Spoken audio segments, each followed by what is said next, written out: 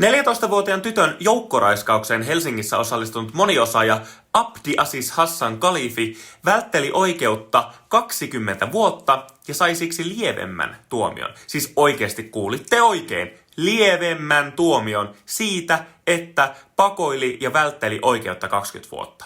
Tämmönen pistää niin vihaksi, ja tässä käytännössä näytetään keskisormea tälle uhrille, joka on joutunut joukkoraiskauksen kohteeksi. Suomen järjestelmässä tunnetaan enemmän empatiaa rikoksen tekijää kuin uhria kohtaan, mikä on ihan täysin järjettömän käsittämätöntä.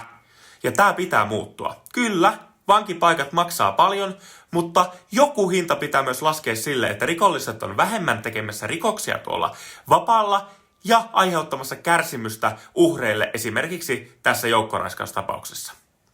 Ja voidaanko myös pohtia, että voiko niitä vankihintoja vähän niin kuin laskea vähentämällä jotain viriketoimintaa tai ateriakuluja, kun vankila-aterioihin menee enemmän rahaa kuin vanhuksille.